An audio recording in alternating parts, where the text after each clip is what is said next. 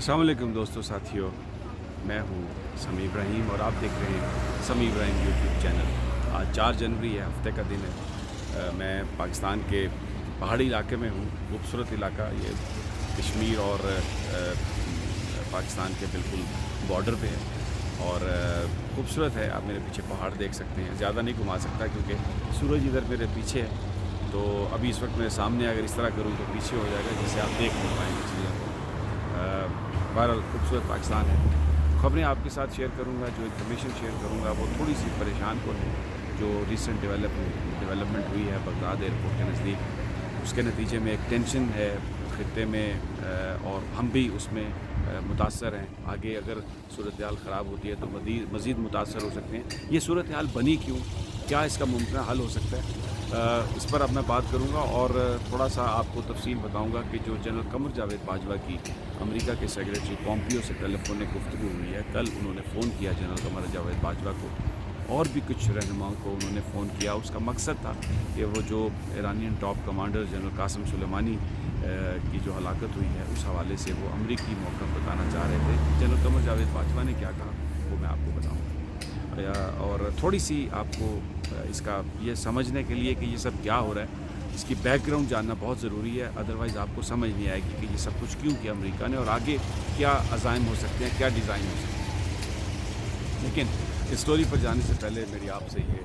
दरख्वास्त होगी कि अगर आपने अभी तक मेरे इस चैनल को सब्सक्राइब नहीं किया तो इसको सब्सक्राइब कर लें, बेल आइकन को भी दबा दें ताकि जैसे ही मेरी नई वीडियो अपलोड हो आप तक उसकी इन्फॉर्मेशन आ जाए, और इसके साथ इसको लाइक भी करें, इसको शेयर भी करें ताकि ज़्यादा लोग हमारी इस बात को सुन सकें। जनरल कासिम सुलेमानी बगदाद के नज़दीक एयरपोर्ट पर जब वो वापस जा रहे थे इराक़ का दौरा करने के बाद, तो एक ड्रोन हमला हुआ जिसमें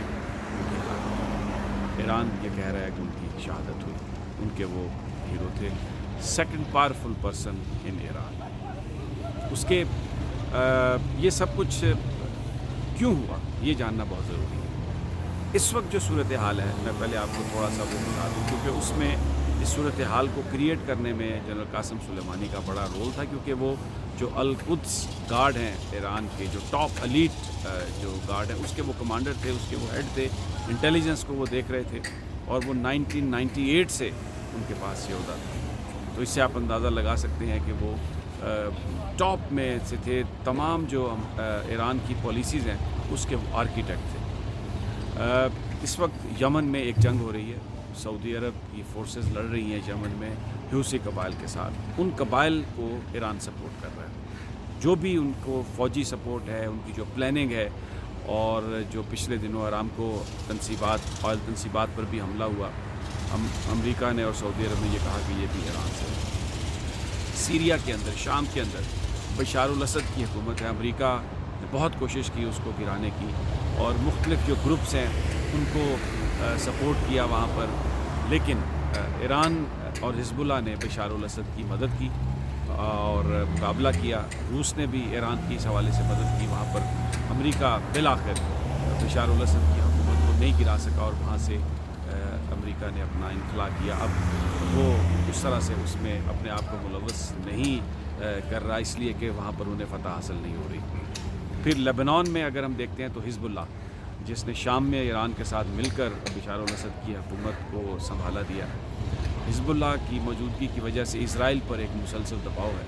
और हिज़्बुल्लाह ने जो पिछली लड़ाई हुई थी उसमें इसराइल को बिल्कुल शिकस्त फाश दी थी, ये सब के सामने है। तो एक दर्द सर है ईरान इस हवाले से इसराइल के लिए कि वो हिज़्बुल्लाह को सपोर्ट करता है। दूसरा, इसराइल जो है वो उसका ये कहना है कि एटम बम बना रहा है ईरान, और वो इस्तेमाल उस पर होगा।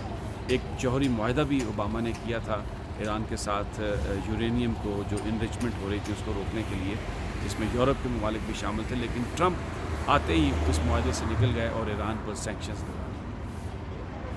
फिर इसके अलावा इराक़ के अंदर सद्दाम हुसैन की हुकूमत को रिमूव किया अमेरिका ने, लेकिन आहिस्ता आहिस्ता ईरानियन इन्फ्लुएंस, क्योंकि बॉर्डर है ईरान और इराक़ का आपस में, ईरानियन इन्फ्लुएंस बढ़ गया इराक़ के अंदर, और कई उन्होंने जो मलेशियाज़ कायम हो गई हैं, पॉलिटिकल ग्रुप्स वहाँ पर कायम हो गए हैं। और पिछले कई दिनों से जो अमेरिकन एम्बेसी है عراق میں، اس کے باہر مظاہرین بار بار آتے ہیں، ہنگامہ کرتے ہیں، احتجاج کرتے ہیں، امریکہ سے کہتے ہیں کہ آپ یہاں سے واپس چلے جائیں، نکل جائیں۔ امریکن یہ سمجھتے ہیں کہ اس کے پیچھے بھی ایران ہے۔ ایران کا جو انفلوئنس ہے اس خطے میں وہ خاصا بڑا ہے۔ افغانستان کے اندر بھی ان روڈز ایران نے بنائی ہیں، اور بہت سارے جو مجاہدین کمانڈر تھے جن میں گل بدر حکمت یار بہت پرومیننٹ تھے، اب وہ افغانستان میں واپس ہیں امریکہ کے ساتھ گفتگو کے بعد۔ انہوں نے بھی جس وقت طالبان اور مجاہدین پر افغانستان میں چل رہا تھا، سب کچھ آپریشن چل رہا تھا، تو انہوں نے بنا لی ایران کے اندر۔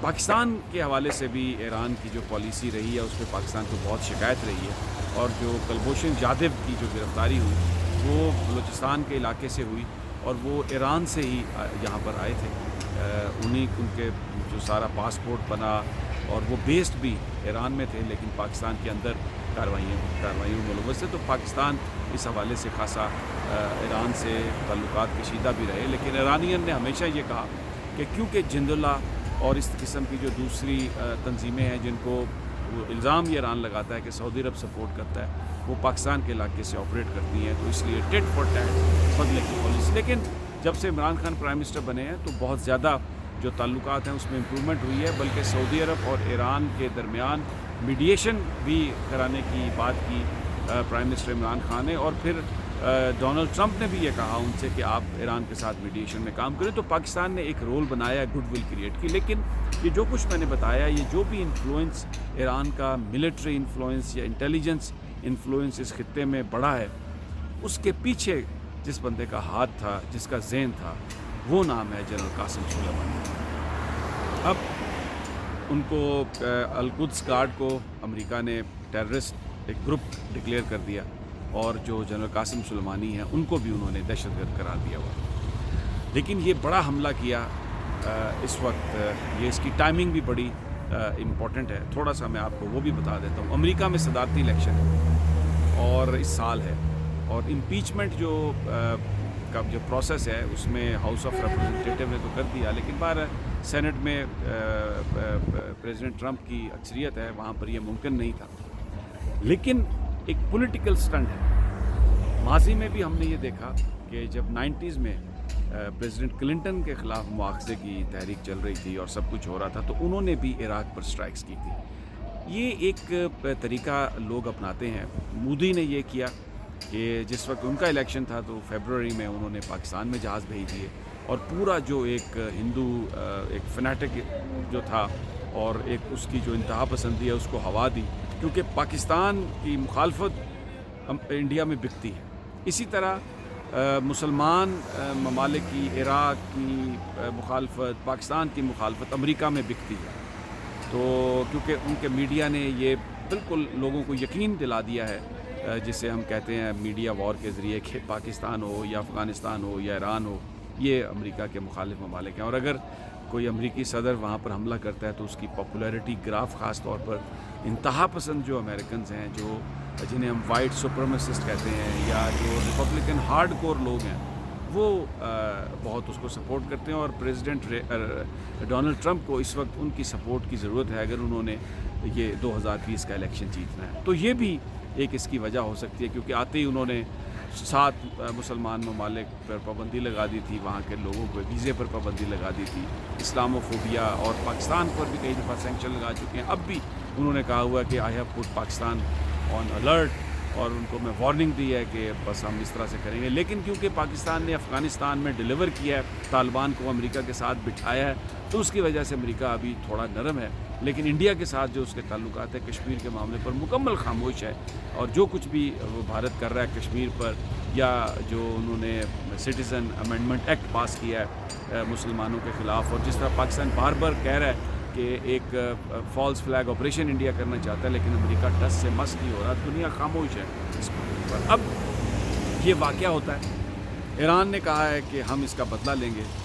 اس پر جو سیکرٹری پومپیو نے جنرل قمر جاوید باجوہ سے بات کی، اور ان کو یہ سب بتانے کی کوشش کی، قائل کرنے کی کوشش کی کہ یہ جو ہم نے کام کیا ہے یہ بالکل اپنے امریکیوں کو بچانے کے لیے کیا ہے، اور اس کی ضرورت ہے۔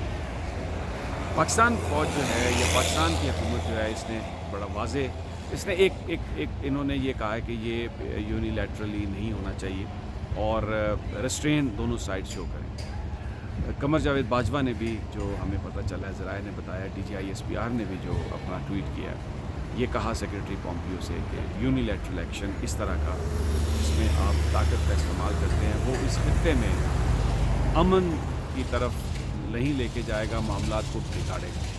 اس کی ایک وجہ ہے کیونکہ جو بھارت کے نئے آرمی چیف ہیں انہوں نے آتے ہی یہ کہا ہے کہ پاکستان کے اندر دہشت گردی کے کیمپس ہیں اور پریمپٹیو سٹرائک انڈیا کر سکتا ہے۔ یعنی جو ڈونلڈ ٹرمپ کہہ رہے ہیں نا کہ ہم نے اس لیے حملہ کیا، جنرل قاسم سلیمانی کو اس لیے مارا ہے کہ وہ امریکی بیسز پر حملے پلان کر رہے تھے، وہ بہت سارے امریکیوں کو مارنے کے منصوبے تیار کر رہے تھے، تو وہ ہم نے ان منصوبوں سے روکنے کے لیے ان پر یہ حملہ کیا۔ تو بھارت بھی اسی طرح کے بہانے بنا رہا ہے۔ تو اس تناظر میں جو پاکستانی فوج کا موقف ہے، جو پرائم منسٹر سمجھتے ہیں کہ یہ یونیلیٹرل ایکشنز نہیں ہونے چاہیے۔ اگر united nation security council authorize کرتی ہے، کوئی اپنی فورس بناتی ہے، تو پھر آپ کسی ملک کی حد میں جا کر یہ اس طرح کا حملہ کر سکتے ہیں۔ اگر آپ اس طرح وداؤٹ یونائٹڈ نیشن آتھرائزیشن اگر یہ کام کریں گے، تو یہ یونائٹڈ نیشن چارٹر کی خلاف ورزی ہے اور بہت سارے دوسرے ممالک کو اس کی شے ملے گی، اور خاص طور پر ہمارا جو خطہ ہے اس میں یہ جو امریکن ماڈل ہے اس کو انڈیا فالو کر سکتا ہے، اور یہ بڑی کیٹاسٹرافک ایک صورتحال بن جائے گی، کیونکہ دونوں انڈیا اور پاکستان نیوکلیئر اسٹیٹس ہیں، اور پاکستان افغانستان میں بھی جنگ ہے، انڈیا کے ساتھ ہاسٹائل ہے معاملات، تو پاکستان یہ نہیں چاہتا کہ اب ایران کا جو بارڈر ہے اس کا، ایران کے اندر بھی کوئی ایسا خلفشار ہو کہ یہ بارڈر بھی پاکستان کے لیے محفوظ ہو جائے۔ تو جنرل قمر جاوید باجوہ نے یہ بتایا ہے سیکرٹری پومپیو کو کہ آپ امریکہ ریسٹرین شو کریں، مذاکرات کی طرف آئے، اور یہ جو یونیلیٹرل ایکشنز ہیں یہ اس خطے میں بربادی لے کے آئیں گے، اور یہاں پر جو صورتحال ہے وہ بہت زیادہ خراب ہونے کا امکان ہے۔ پاکستان کی فوج اس بات پر سوچ رہی ہے، پرائم منسٹر بھی اس بات کو سوچ رہے ہیں، کیونکہ اگر ایران نے کہا ہے کہ وہ اس کا بدلہ لے گا، اگر انہوں نے اس پر ریئیکٹ کیا تو یہ ایک چین ریئیکشن شروع ہو سکتا ہے۔ اس حوالے سے یہ ایک بڑی بری خبر ہے پاکستان کے لیے۔ پرابلم یہ ہے کہ سعودی عرب، UAE اور دوسرے بہت سارے جو مسلمان ممالک ہیں وہ ایران دشمنی کی وجہ سے امریکہ کے اس ایکٹ کو کوئی اس کی وہ مذمت نہیں کر رہا ہے، جو ایک ایسی چیز ہے، اور پھر امریکہ جو اس کی اپنی طاقت ہے اس کی وجہ سے ویسٹ بھی اس حوالے سے خاموش ہے۔ لیکن بہرحال پاکستان نے میسج دیا ہے، اب جیسے جیسے چیزیں انفولڈ ہوں گی دوستوں ساتھیوں، میں آپ کو اس کی اطلاع دیتا ہوں۔